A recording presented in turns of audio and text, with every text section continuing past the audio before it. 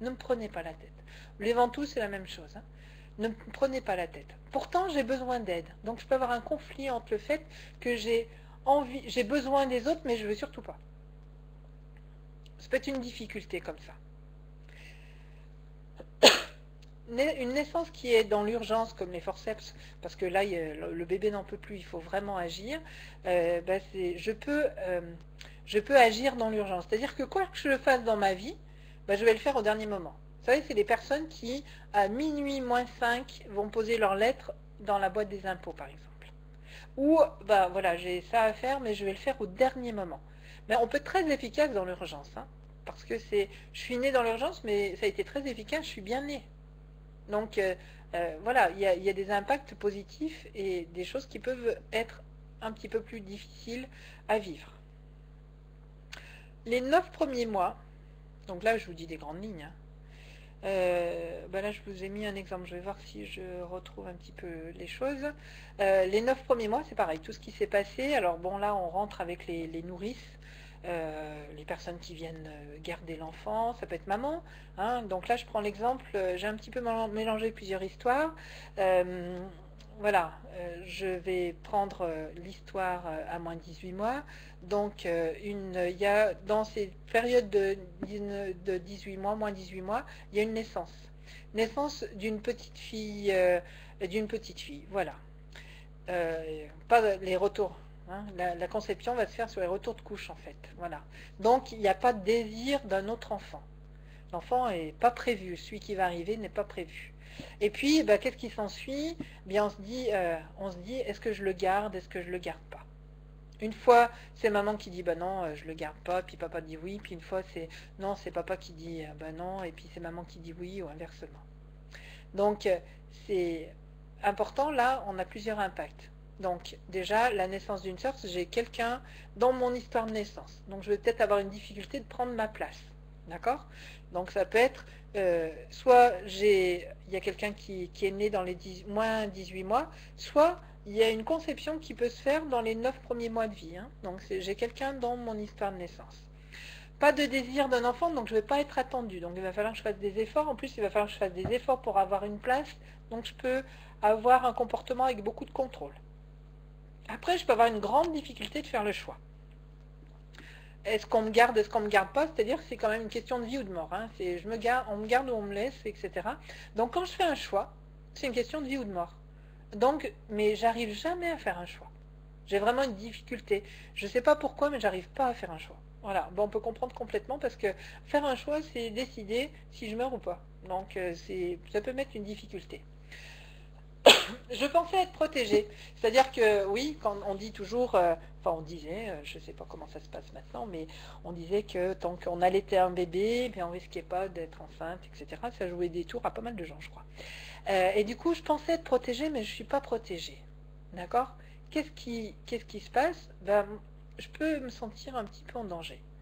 Est-ce que je suis protégée? Hein. L'enfant, il enregistre, hein, repensez bien, il enregistre ce que pense et ce qu'il dit. Et il prend ça pour lui. Est-ce que je suis protégée? Je pensais. Mais je pense que peut-être, je ne sais pas si je vais faire autant confiance. La sœur qui ne profitait plus. C'est-à-dire que la maman se rend compte qu'elle est enceinte quand le bébé qu'elle a eu dans les moins de 18 mois ne prend plus de poids. C'est-à-dire, qu'est-ce que je peux enregistrer? Je peux être un danger pour ma sœur. Je peux empêcher les autres d'exister, par exemple. Je peux vraiment m'empêcher de vivre. Je peux m'empêcher de prendre une place, je peux m'empêcher d'exister, je peux m'empêcher de beaucoup de choses dans ma vie. Le bonheur, je ne connais pas. Ça peut être quelque chose qui est mis en place comme ça. Si je suis née, en plus, cet enfant, elle naît prématurément, oui, il va falloir que je me dépêche parce que finalement, c'est pas simple. Le prématuré, qu'est-ce que ça met en place? Je peux être impatiente ou impatient. Là, c'est impatiente. Je veux avoir fini avant de commencer. Hein, c'est-à-dire que c'est des gens qui ont des difficultés à mettre des projets en place. C'est-à-dire qu'ils vont mettre des projets, ça va se mettre en place, mais presque avant que ça se concrétise, je baisse les bras, quoi. J'arrive pas. Il faudrait que je passe à autre chose. Hein, je vais peut-être pas aller jusqu'au bout de mes projets. Alors pareil, prématuré, quand c'est des grands prématurés ou même selon le poids, eh bien c'est que on va aller en couveuse, hein. Je peux me sentir rejetée par maman, elle n'a pas su me garder, je peux en vouloir à maman, je peux être en colère contre maman, je peux la rejeter complètement. Hein, je peux être des enfants, des fois ils poussent leur maman ou des petits qui tapent quoi.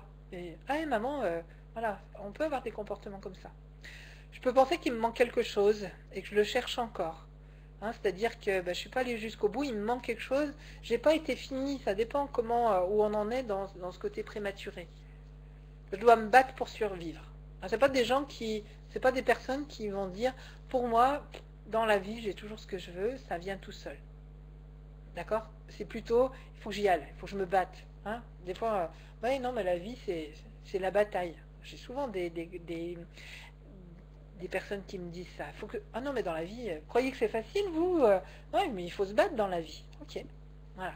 Donc voilà, un impact qui a pu être enregistré.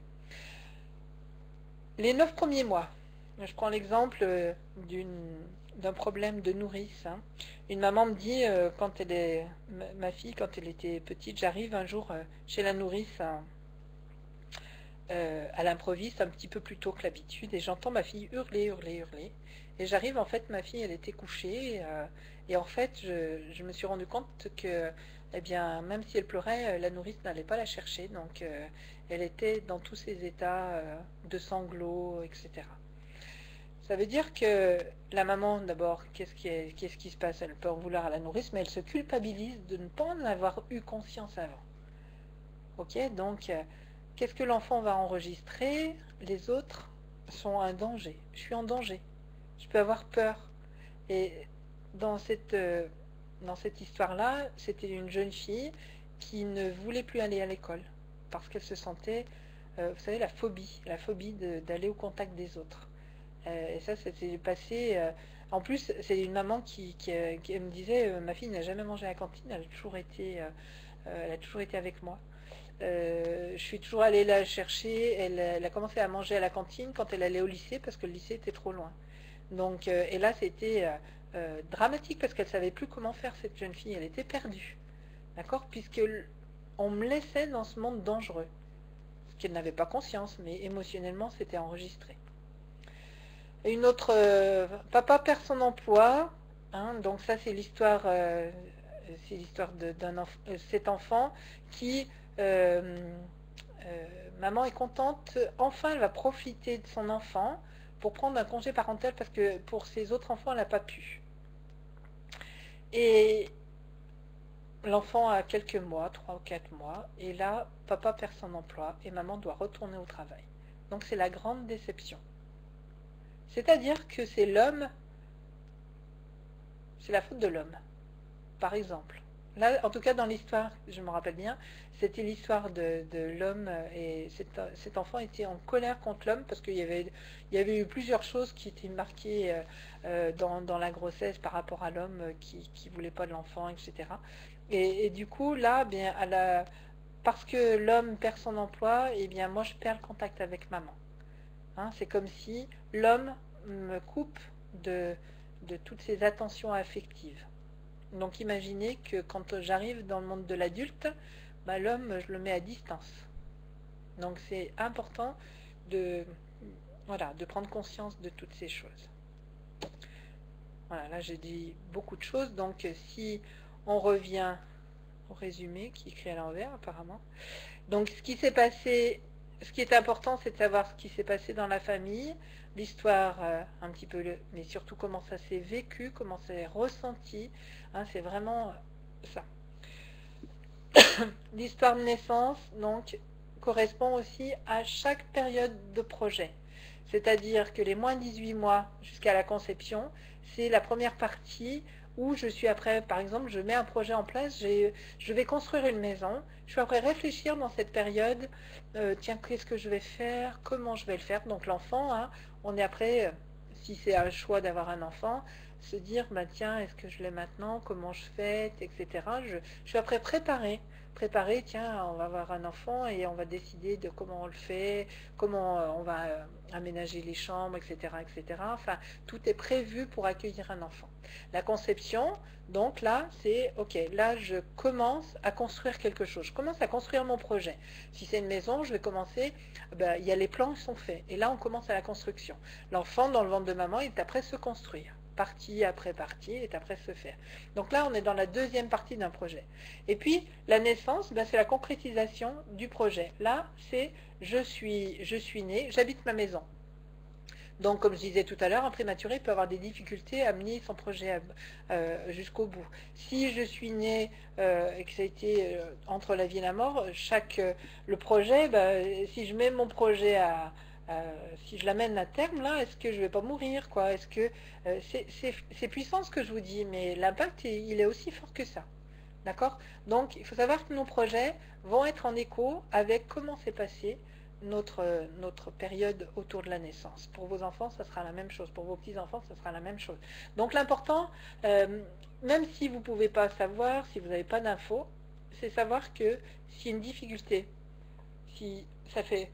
Je ne sais pas pourquoi, mais c'est plus fort que moi. À chaque fois que je veux mettre un projet en place, eh ben, ça s'arrête à un moment. Ou quand je mets quelque chose en place, ben, d'un seul coup, je ne me sens pas bien. Ça peut être plein de choses qui sont en répétition, et je ne sais pas pourquoi. Et là, on peut trouver un lien dans cette période de naissance. Voilà. Donc, l'important, ben, c'est de raconter l'histoire de cette période à vos enfants, si vous ne l'avez jamais fait. Même s'il y a des choses que vous avez peur de dire, prenez le temps. Si c'est très très difficile, venez me voir, on peut la raconter à l'enfant. Bon, c'est bien aussi de pouvoir un petit peu détailler. Demandez la vôtre, hein, si vous pouvez avoir des infos, c'est important. S'il y a des mamans qui sont dans l'assemblée, qui sont enceintes, bah, c'est parler au futur bébé à mesure, parler à l'enfant même avant, dire ok, voilà, sois tranquille. Ça ne t'appartient pas. Là, je viens d'être en colère, mais en aucun cas, ça t'appartient. On peut vraiment rassurer l'enfant et du coup, empêcher les mémoires de se mettre en place. Voir tous les côtés positifs de l'histoire, parce qu'il y a des beaux atouts dans toutes les histoires. On va trouver des choses importantes qu'on n'a pas forcément vues, parce que souvent, on a plus dit « Ah oui, mais vous savez, moi, je suis un accident, je ne suis pas désiré, etc. » Ben, vous n'êtes pas désiré, mais du coup, ça vous donne beaucoup d'atouts, c'est-à-dire que vous allez vous satisfaire beaucoup de choses. Et peut-être que vous allez moins souffrir que ceux qui sont insatisfaits. Et puis, il peut y avoir d'autres impacts qu'on n'a jamais vus, qu'on n'a pas compris. Donc ça, c'est important. Accepter, accueillir que c'est comme ça, que l'histoire, on va la reconnaître, elle est comme ça, plutôt que d'en vouloir à papa ou à maman. Oui, mais si ça n'avait pas été comme ça, etc. Ça ne change rien dans la vie, juste à mettre des résistances. Et puis aussi, ne culpabilisez surtout pas. C'est-à-dire que si vous êtes une maman, si vous êtes un papa, mince, si j'avais su, et pourquoi j'ai fait ça, puis j'ai dû induire ça. Non, stop, stop. On a chacun notre histoire de naissance. On a, en tant que parent, on a fait comme on a pu, comme on a su, au moment où c'était. C'est-à-dire que si j'ai fait ce choix-là, à ce moment-là, c'était le bon choix. J'ai fait une IVG, par exemple, à une période donnée, parce que je me sentais incapable de pouvoir élever mon enfant, parce que mais vraiment je ne pouvais pas. Voilà, ben, si ça a été fait, si ça a été choisi à ce moment-là, c'est que c'était juste à ce moment-là. Il faut simplement arrêter de culpabiliser. Tout ce qui a été fait devait se faire comme ça. Sauf si vous avez dit, ouais, bah, puisque c'est ça, gna, gna, gna, gna, je vais faire ça. C'est pas le cas. Hein? La culpabilité, c'est je suis coupable de... J'ai voulu faire volontairement du mal à quelqu'un. Alors, quand vous vous sentez coupable, posez-vous cette question. Vous allez voir que très rarement vous allez répondre oui à cette question. Voilà, j'en ai fini de cette conférence.